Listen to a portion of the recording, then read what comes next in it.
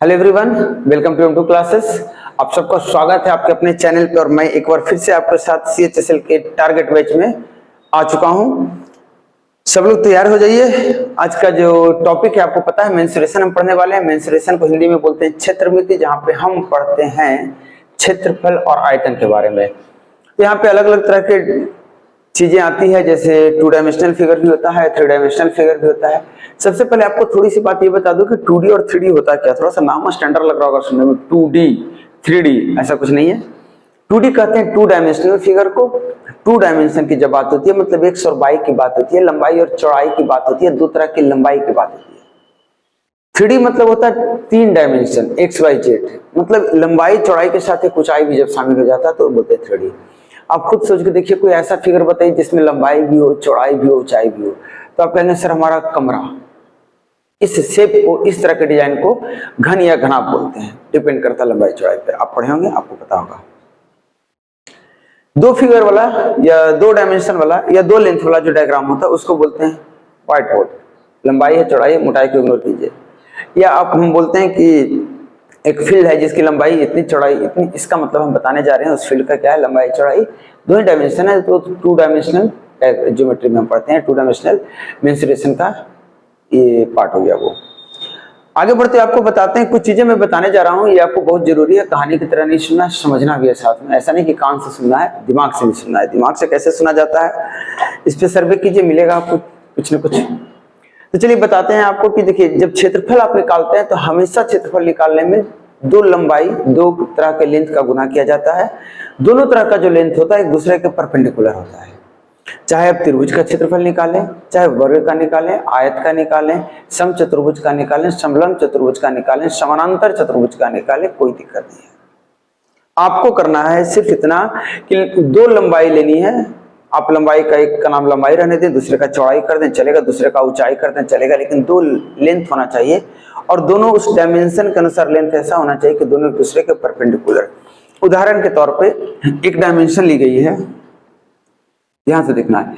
इसका जो भी नाम है, अगर इसकी लंबाई ये है, इसको आप लंबाई बोल रहे हैं L, और ये चौड़ाई बोल रहे हैं कितना B। ये आपको जो एंगल दिया गया है वो कितना दिया गया है, 90-90। तो चूंकि 90 एंगल है तो L और B एक दूसरे के परपेंडिकुलर है, दोनों को गुना कर दीजिए, L गुना B, और ये डिजाइन जो बना हुआ है इसका क्षेत्रफल आपको निकल कर आ गया। अगर 3 भुजा वाला कोई लेना चाहते हैं आप, देख लीजिए, ऐसा ना कि कोई कंफ्यूजन रह जाए। कहते हैं कि क्लियर होना चाहिए कॉन्सेप्ट। कल भी बता रहा था आप लोगों को कि कॉन्सेप्ट क्लियर होना बहुत जरूरी है, बेसिक में यही पढ़ते हैं। तो अगर इसका आपको क्षेत्रफल निकालना है तो आप क्या करेंगे कि एक लंबाई ये हो जाता है, अगर इसको आप एक लंबाई मानते हैं, दूसरी लंबाई इस पर 90 डिग्री। 90 डिग्री तो कोण बनाने वाला कोई है नहीं, तो आप अपने मन से यहाँ से एक 90 डिग्री वाला ड्रा करते हैं और इसको आप गुना करते हैं। याद कीजिएगा, एक फॉर्मूला आप ऐसा लिखते हैं कि 1/2 गुना इसको L बोले हैं तो L, गुना इसको H बोले हैं तो H, और ये हो जाता है आपका एरिया त्रिभुज का। मैं इस पे फोकस नहीं कर रहा हूं, मैं भी सिर्फ इस पे फोकस कर रहा हूं कि 2 एरिया, किसी भी डायग्राम का एरिया जब निकालेंगे तो 2 तरह की लंबाई गुना करने के काम आएगा और दोनों लंबाई एक दूसरे के परपेंडिकुलर होगा, लंब होगा। इसी तरह जब आयतन निकालते हैं, वॉल्यूम निकालते हैं, तो 3 तरह की लंबाई लेते हैं और तीनों लंबाई एक दूसरे के साथ परपेंडिकुलर होता है। जिससे घनाभ में इस बात को आप अच्छे से समझ सकते हैं। आप जिस कमरे में बैठे हैं उस कमरे के कॉर्नर की तरफ देखिए, कॉर्नर पे आपको 3 दीवार मिल रहा होगा एक दूसरे से सटा हुआ। एक छत पर का दीवार होगा, अगर ऊपर देख रहे हैं तो एक दाहिने साइड, एक बाएं साइड, या एक सामने, एक बाएं साइड, एक सामने, एक दाहिने साइड, 3 दीवार मिल रहा होगा। तीनों दीवार को देखेंगे ध्यान से तो देखेंगे दोनों जो दीवार है, दोनों जो दीवार एक दूसरे पे 90 डिग्री का कोण बना रहा है, जिसको कॉर्नर बोलते हैं आप। छत को देखेंगे तो आपके किसी एक दीवार के साथ 90 डिग्री बना रहा होगा और दूसरे दीवार के साथ भी 90 डिग्री। तो ये तीनों जो लेंथ है एक दूसरे के साथ 90 डिग्री बना रहा है, तो इस तीनों लेंथ को अगर आप गुना कर देंगे तो आपको इस घनाभ का आयतन मिल जाएगा। अब बात होती है, कहीं पे 1/2 आ जाता है, कहीं पे 4/3 आ जाता है, कहीं पे पाई आ जाता है, ये अलग अलग चीज है। चलिए थोड़ा सा आपको मैं बता दूं जितनी जरूरत है। देखिए, ये इसको बोलते हैं कोन, इसको बोलते हैं सिलेंडर, हिंदी में इसको बोलते हैं बेलन, इसको बोलते हैं शंकु। ये पूरा गोल जो बॉल होता है उसको बोलते हैं स्फीयर, गोला। ये 3 है। अगर अलग अलग डायग्राम लेंथ वाला एक डायग्राम इस टाइप का बनाते हैं, जो आपका कमरा जिसको मैं बता रहा था अभी आपको, तो इसको बोलते हैं घनाभ, क्यूबॉइड। और अगर सब बराबर लेंथ वाला हुआ इसी डिजाइन में तो इसको बोलते हैं घन। क्लियर है? इसके आयतन का मैं ये मानकर चल रहा हूँ कि आपको फॉर्मूला वगैरह याद है। तो चलिए ज्यादा कॉन्सेप्ट पे बात नहीं करेंगे, कॉन्सेप्ट पे बात करने के लिए और भी क्लास होते हैं वहां पे। यहाँ पे हम लोग कोई एग्जाम क्लियर करना है, एग्जाम क्लियर करने के लिए सबसे पहले हमारे पास है सवाल को सोल्व करने आना चाहिए। तो लास्ट ईयर का जो एग्जाम हुआ था CHSL का, उसके 5, 7, 8 सवाल मैंने सिलेक्ट किया आज के क्लास के लिए, जिसमें से पहला सवाल आपका स्क्रीन पे आप देखिए इसे। करा 3 धातु के घन जिनकी भुजाएं 6 सेंटीमीटर, 8 सेंटीमीटर और 10 सेंटीमीटर है को पिघलाकर एक घन में बदल दिया जाता है, और यदि इस प्रक्रिया में धातु की कोई हानि नहीं होती है तो नए घन की लंबाई क्या है? 3 घन लिया गया, 3 बॉक्स लिया गया, बॉक्स कमरा टाइप का बॉक्स जिसमें आप सामान वगैरह रखते हैं, बॉक्स 3 बॉक्स लिया गया, घनाकार है, मतलब घन बोलते हैं जिसकी लंबाई चौड़ाई ऊंचाई तीनों बराबर होती है। तो अगर तीनों बराबर हो रही है लंबाई चौड़ाई ऊंचाई, तो इस तरह के 3 घन लिए गए जिसकी लंबाई एक की जो साइड होता है वो 6, इस टाइप के जो डायग्राम होते हैं इसको घन बोलते हैं। तो अगर इसकी आप लंबाई की बात करेंगे तो कितना है, आप देख लीजिए यहां से 6 दिया हुआ है। इसी तरह एक और घन है जिसकी लंबाई 8 दी गई है, एक और घन है जिसकी लंबाई करने का मतलब तीनों भुजा बराबर है तो तीनों तो 6, 6, 6। तो इस तरीके से बोला गया। अब तीनों को पिघलाया गया है। ध्यान रहे पिघलाते हैं तो ये मान लीजिए बना हुआ है मिट्टी का, सपोज मिट्टी का बना हुआ है, इसको पिघलाएंगे, पानी में देकर पिघलाएंगे, कुछ नए शेप में बनेगा जिस शेप में रखेंगे। एक और घन लिया वो भी मिट्टी का बना हुआ, उसको भी आपने पिघला दिया। तीनों को पिघलाकर जब तीनों मिट्टी मिलाएंगे फिर एक नया घन बनाएंगे तो कुछ बड़ा बनेगा। आप एक बात बताएं कि क्या आयतन जितना इसमें लिया था उतना ही आयतन अगले में रहेगा? तो आप कहेंगे हाँ सर। इसका मतलब पहले में आपने आयतन कितना लिया था, तो आयतन अभी बताया था घन का क्यूब होता है आयतन, तो ये क्यूब हो गया, दूसरा का हो गया बी क्यूब, तीसरा का हो गया सी क्यूब। इस तीनों घन के आयतन को मिलाएंगे तो इतना आएगा। और इसका जब आप ध्यान रखें, इसका जब आप ये निकलेगा आयतन और इसका जब आप साइड निकलेंगे तो ये साइड निकल कर आ जाएगा थर्ड। अगर आप अच्छे से तैयारी किए होंगे तो आपको पता होगा 6 क्यूब, 8 क्यूब और 10 क्यूब कितना होता है? 12 का क्यूब होता है। तो क्यूब रूट लेने को कितना मिल गया? 12। तो जो तीसरा घन बना बड़ा वाला वो 12 सेंटीमीटर का बना। आप चाहें तो सोल्व कर सकते हैं अगर नहीं ध्यान में है तो। अगले सवाल 2 डायमेंशनल फिगर का है।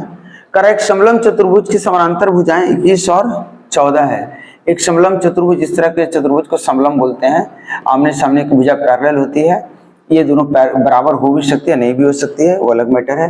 बोला ये 21 है, ये 14 है। आपसे बोला गया पूरा क्षेत्रफल जो इसका है 875 सेंटीमीटर स्क्वायर है। तो पूछा गया है इसकी दोनों पैरेलल भुजा के बीच की लंबाई कितनी है, बीच की लेंथ कितना है, बीच का डिस्टेंस कितना है, समानांतर भुजाओं के बीच की दूरी पूछी गई है।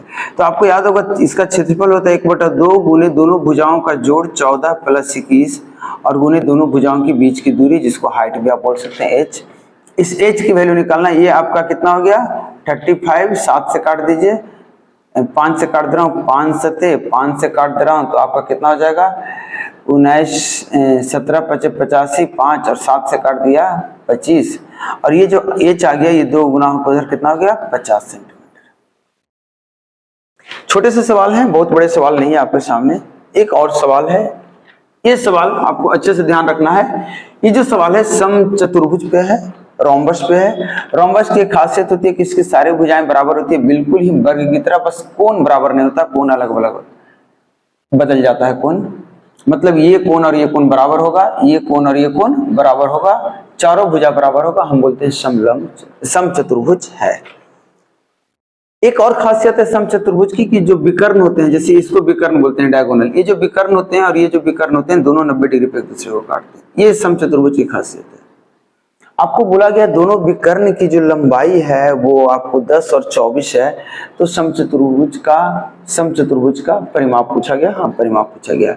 तो अगर आपको लग रहा है ये कि कितना है 24 है, अगर आपको लग रहा है ये 24 है और ये छोटा वाला लग रहा है 10 है, तो क्या आप बोल सकते हैं कि आधा आधा भी बांटता है, तो ये हो जाएगा 12 और सॉरी 10 लिया था मैंने इसे, तो ये हो जाएगा 5 और ये पूरा लिया है 24, तो ये हो जाएगा 12।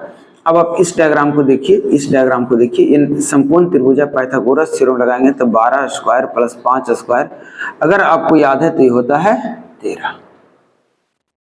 अगर 13 इसकी एक भुजा निकल कर आ गई तो चारों भुजा निकालेंगे तो परिमाप कितना हो जाएगा 13 गुना 4 और कितना गया 52। क्लियर? आगे बढ़ते हुए जो सवाल आपके पास है, ये सवाल भी, इस टाइप के सवाल को भी आपको ध्यान में रखना है।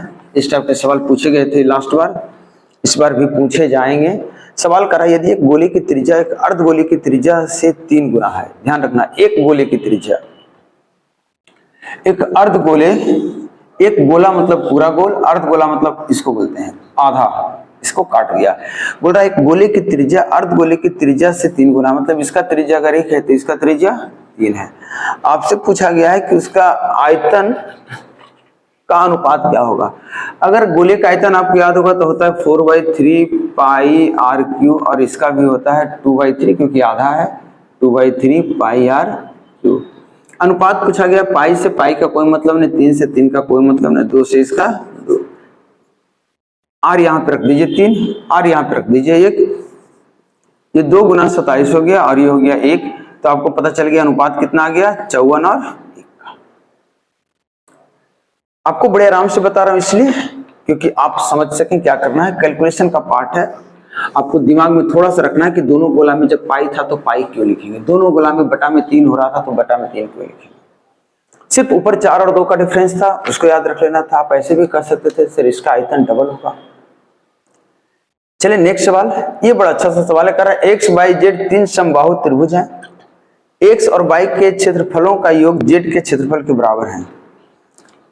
3 ट्रायंगल एक्स बाई जेड और एक्स बाई जेड का जो क्षेत्रफल का योग है, क्षेत्रफल का जो योग होगा वो जेड के क्षेत्रफल के बराबर है। यदि एक्स बाई की भुजाओं की लंबाई 6 और 8 है तो जेड का बता रहा है, पूछ रहा है क्या है। देखिए पहले जो है बोला है एक्स और वाई के क्षेत्रफल। देखिए कोई भी ट्रायंगल अगर साइड एक्स है साइड वाई है तो उसका क्षेत्रफल एक्स स्क्वायर वाई स्क्वायर होगा, और बोला है इसका क्षेत्रफल जो है एक्स वाले का और वाई वाले का क्षेत्रफल का जो योग है वो जेड के क्षेत्रफल के बराबर है। क्योंकि ये साइड को रिप्रेजेंट कर रहा है तो आप ये रिलेशन क्रिएट कर सकते हैं, और ये पाइथागोरस थ्योरम की तरफ लेके जा रहा था। आपसे पूछा गया है तीसरे वाली की लंबाई क्या है, जेड क्या है, तो आपको पता होगा 6 8 का पाइथागोरस थ्योरम पे कितना आता है 10 स्क्वायर, तो आपका साइड कितना निकल कर आ गया 10। यही आपकी जो जेड वाली ट्रायंगल है उसके भुजा हो गए। अगले सवाल पे बढ़ते हुए एक बड़ा ही बेहतरीन सवाल, सुंदर सा सवाल, थोड़ा सा अलग तरीके से बताने वाला हूं क्योंकि ये शायद वही सवाल है जिसमें अलजेब्रा आप लगा सकते हैं। एक बार पढ़ लो फिर आपको बताऊं। कर एक घनाकार बक्से की लंबाई चौड़ाई और ऊंचाई का योग 20 है, बिल्कुल ही वही सवाल है। आप समझेंगे सवाल को। एक घनाकार बक्सा है, घनाकार मतलब कमरा बॉक्स, उसकी लंबाई चौड़ाई और ऊंचाई जो है तीनों का योग कितना है 20 है। घनाभ का कुल सतह क्षेत्रफल 256 है। घनाभ में कितने क्षेत्र सतह होते हैं तो कहेंगे सर 6, 4 दीवार एक ऊपर एक नीचे 6। 6 का क्षेत्रफल जब निकालेंगे आप तो 2 इंटू याद होगा ए और बी और सी, ए और सी, और ये दिया है 256। आपसे पूछा गया होगा कि इस घनाभ के अंदर एक सबसे लंबी छड़ी रखनी है, लॉन्गेस्ट डायगोनल, तो कितना होगा। आपको याद होगा लॉन्गेस्ट डायगोनल बोलते हैं L square plus B square plus H square. यहाँ पे ए बी सी लिया तो इसकी वैल्यू आपसे पूछी गई है। अब आपको समझ में आ गया होगा अलजेब्रा के सवाल को पहले भी इस तरीके से सवाल पूछा गया है, आज भी इस तरीके से पूछा गया है, आगे चल के भी पूछा जा सकता है। और यहाँ इतना ही नहीं, यहाँ पे बहुत कुछ और भी पूछी जा सकती है, एबीसी का भी रिलेशन पूछा जा सकता है। तो चले शुरू करें। देखिए आप ध्यान से यहाँ पे कि 2 से अगर इसको डिवाइड कर दी जाए तो 128 आता है। अब आपके पास 2 इक्वेशन है, एक ये और एक ये, आप सॉल्व नहीं कर पाएंगे, 3 अननोन है। मैं सी को 0 पुट करने वाला हूं तो ये खत्म, ये खत्म, ये खत्म। ए प्लस बी हो गया 20 और ए गुना बी हो गया 128। ध्यान से देखना है आपको, ये 0 हो गया, आपको बताना ए प्लस बी का होल स्क्वायर, तो कहेंगे सर ए स्क्वायर प्लस बी स्क्वायर, ए प्लस बी का होल स्क्वायर माइनस 2ab, और 128 गुना 256 होता है। 400 में अगर 256 आप घटा देंगे तो आपको 144 मिलेगा, और जब इसका रूट लेंगे, ये वाला जो रूट लेंगे तो कितना हो जाएगा 12, और ये क्या मिल गया आपको 12। लेंथ इसका दिया हुआ सेंटीमीटर में, तो ये 12 सेंटीमीटर आपका हो गया सबसे लंबी छड़ जो उस कमरे के अंदर रखी जाएगी, उसकी लंबाई। आगे बढ़ते हुए नेक्स्ट सवाल आपका circumference of a circle, something कुछ है सर्कल से रिलेटेड है। चलिए इस सवाल को भी सोल्व करते हैं आपके साथ। सवाल करा दोनों वृत्तों की परिधि 77 और 154 सेंटीमीटर है, उनकी त्रिज्याओं में क्या अंतर है। 2 वृत्त हैं जिसकी परिधि जो दिया हुआ है 77 और 154 दिया है, दोनों के बीच जो त्रिज्या है उसका अंतर पूछा गया है। तो आपको पता है एक वृत्त अगर ऐसा है, एक वृत्त अगर ऐसा है, इसका आर लिया मैंने, इसका आर लिया मैंने, आप दोनों सर्कमफ्रेंस बोलेंगे तो 2 पाई आर इसका सरकमफ्रेंस बोलेंगे 2 पाई आर, और दोनों सरकमफ्रेंस का अंतर जब निकाल रहे होंगे आप तो 2 pi into R minus R, और सरकमफ्रेंस के बीच का जो अंतर होगा वही से हमें रेडियस का अंतर मिल जाएगा। दिया हुआ दोनों सरकमफ्रेंस आप लिख लीजिए इसे। यहाँ पे अब आप पाई को लिखिए 22/7, आर माइनस आर आपको निकालना है। ध्यान से देखेंगे 11 से कट गया 2 बार में, 11 से कट गया 7 बार में, 7 सते 49, इसकी वैल्यू लिख रहा हूँ 49, और ये 2 किधर आ गया बटा में 4, 12 बार में कट जाएगा, 12 बार में 1 शेष बचेगा, तो इतना सेंटीमीटर। दोनों के रेडियस के बीच का डिस्टेंस कितना है? चले अगले सवाल पे, छोटा सा और लास्ट। ये जो सवाल है छोटा सा ही सवाल है, लास्ट सवाल है, सिलेंडर का सवाल है। उम्मीद के साथ कि आपको समझ में आ रहा होगा, इसी तरह ये सवाल भी समझ में आ जाएगा। तो आप कमेंट जरूर कीजिएगा, सवाल कैसा लग रहा है कमेंट करके बताना है आपको। वीडियो को आखिरी तक देखना है। जो यहाँ तक पहुंचे हैं आप समझ लीजिए आप सीरियस हैं। रिजल्ट मैं नहीं करा सकता हूँ आपका, बिल्कुल ही नहीं करा सकता है। ये आपका अपना डिटर्मिनेशन होगा जो रिजल्ट कराएगा। मैं रास्ता देखिए सबको दिखाता हूँ, आप हो चाहे कोई हो, सबको वही पढ़ा रहा हूँ। इस वीडियो को देखने वाले आपके अलावा और भी लोग हैं, लेकिन रिजल्ट अगर सिर्फ आपका हो रहा है इसका मतलब आपके अंदर एक डिटर्मिनेशन था। तो सिर्फ टीचर के सहयोग से रिजल्ट नहीं होता, आपकी अपनी मेहनत बहुत बड़ा उसमें योगदान होता है उसका। तो आप अपनी मेहनत जरूर रखें उसमें, और ये सवाल को आप सोल्व कर लें। कह रहा है 2 सिलेंडर की ऊंचाई H1 और H2 मैं बोल रहा हूँ, तो दिया हुआ है 2 और 3, त्रिज्या जो है R1 और R2 ये बता रहा है 6:5। सिलेंडर जो है उसके आयतन का अनुपात आपसे पूछा गया। आयतन जो सिलेंडर का होता है ये होता है पाई आर स्क्वायर एच। तो पहले वाले का आयतन इतना, दूसरे वाले का पाई are square H. R1 R2 दोनों के लिए लिया है। इसके अनुपात पूछे गए हैं, तो बताइए पाई से अनुपात का कोई फर्क होगा? तो कहेंगे नहीं। R1 कितना दिया हुआ है 6, तो 6 का स्क्वायर ये दिया हुआ है ना, हाँ। और h कितना दिया, पहले वाले का ले रहा हूँ 2, तो ये 2 हो गया। दूसरे वाले का r कितना दिया हुआ है, तो कहेंगे 5, तो 5 का स्क्वायर, और ये कितना दिया हुआ है आपको पता चल गया। और 36 दूना 72, और यहाँ से कितना हो गया 25 दिया 75। तो जो अनुपात आ गया, आप शायद 3 से काट सकते थे, मैंने ही काटा, चलिए देख लेता हूँ, काट लेता हूँ। 24 और 25, और ये अनुपात जो है यही अनुपात आपके आयतन का है। और ये लास्ट सवाल था। आज का क्लास यहीं पे मुझे क्लोज करना होगा, इस उम्मीद के साथ कि आप वीडियो देख रहे हैं, पसंद आ रहा है, कमेंट भी करेंगे, शेयर भी करेंगे, सब्सक्राइब नहीं किया तो सब्सक्राइब करेंगे। मैं मिलूंगा फिर से नेक्स्ट क्लास में, और नेक्स्ट क्लास आपका श्योर शॉर्ट ज्योमेट्री आ रहा है, तो ज्योमेट्री क्लास में मेरा इंतजार कीजिए। Good bye.